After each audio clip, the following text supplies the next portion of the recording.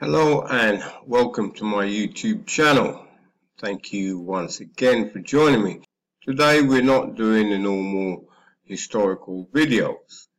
We are staying in the Caribbean and Latin American region and talking about what the region can do about improving their economic outlook. Now, before I go on, I'd like to thank all my subscribers for joining me, and if you like what you hear, please hit the subscribe button. Now, before I go on to the video, I'd like to make a disclaimer. I do not smoke a cigarette or any other substance. The only time I smoke is when I'm on fire. That's just to let my family and friends know, especially my mother. Anyway, it is personal preference. It's not that I have anything against smoking any other substance like cannabis, or as they say in the Caribbean, ganja, or marijuana, whichever name you wish to call this substance. Anyway, we're going to talk about the Caribbean, especially how to improve the economic outlook of the Caribbean islands. Now, ever since they were given independence, they're going on a downward circle economically, because the main thing that the European colonists required the islands for was to produce produces like sugar, banana, cocoa, and so forth. Once the islands were granted independence, buying fruit products or vegetable products from the Caribbean was no longer a priority for Britain and other European countries like France and Holland. So the Caribbean has been on a downward spiral because countries like Ecuador, Bolivia can grow bananas at vastly bigger plantations than the smaller Caribbean islands, and thus produce it at a much cheaper rate. If my memory serves me right, most of the bananas that are sold in the European market comes from Ecuador. Anyway, so the Caribbean islands, basically the main industry is tourism. They are having to import, right, cars, all the other modern day goods of computers, cell phones, and so forth, of which they do not make. You know, everybody there wants a cell phone, a TV, and so forth. So the balance of payment is going up and up. Also, they're borrowing. Now, the larger islands, like Jamaica, have been borrowing for a long time, and they run up a huge amount of debt, of which most of their income that they receive is gone to servicing those loans. It is not viable. Sooner or later, most of the Caribbean islands are going to do what happened to Guyana in South America.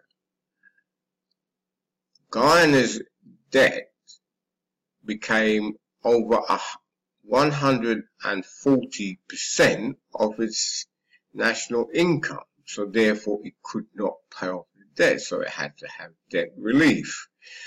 And with debt relief comes a lot of pressures on the economy and on the country.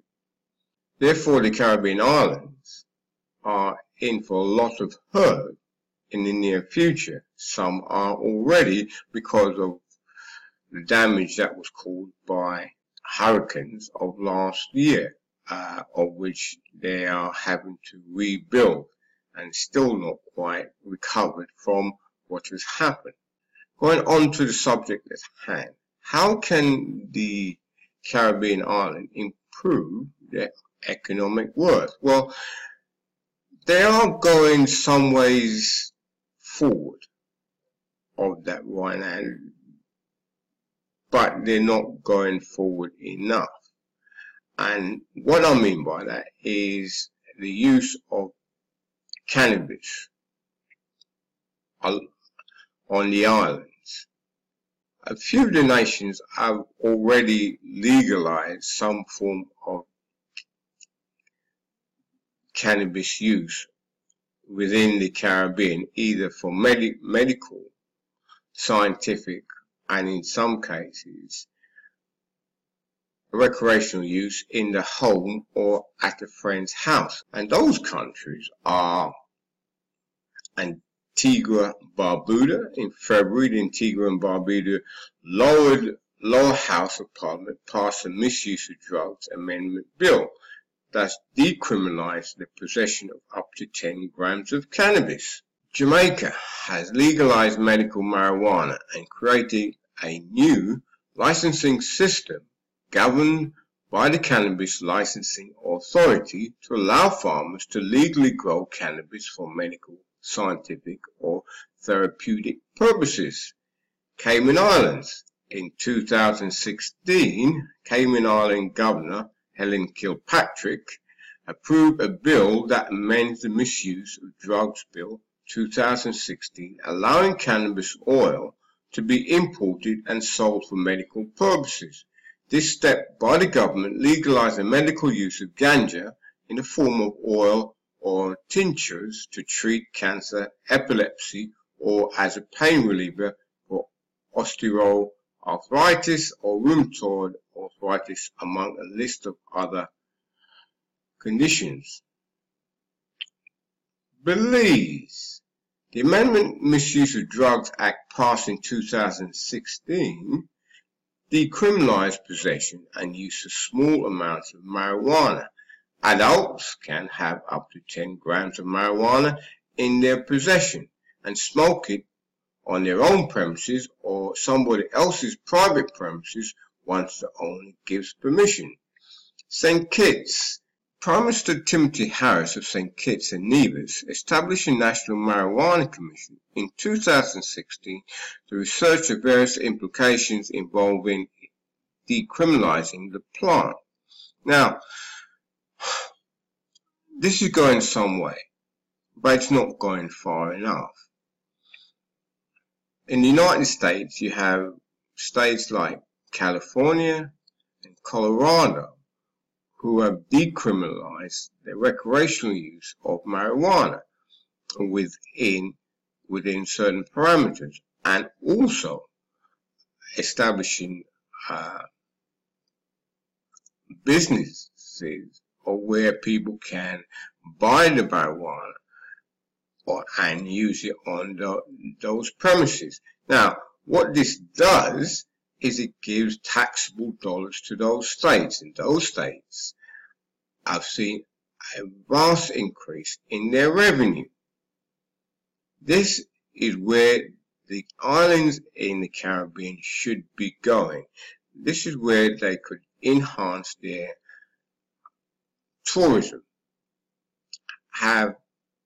where instead of the drug gangs selling marijuana to the tourists, right, of which the Jamaican government get hardly any revenue from it, or apart from when the gangs themselves may buy, whatever that they, buy it for. There's no direct income coming from the sale of marijuana to tourists from the government of the Caribbean. Now, if they have businesses that sell marijuana, legal business that sell marijuana, of which they then can earn an income from tax receipts of those products, then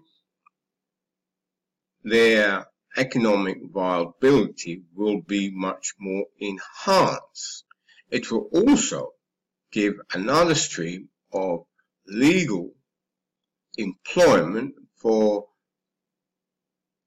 the island inhabitants.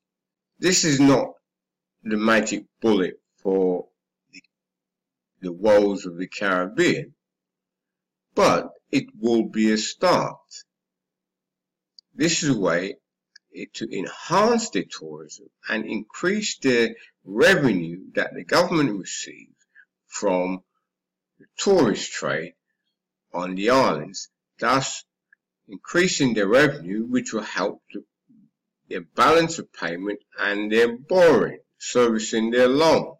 Now, there are other ways that they need to put in place to lower the cost of borrowing, but at least if they do what Peter Tosh said in his album, Legalize it fully, they legalize marijuana fully and get ahead of the curve, which eventually it will happen within the United States.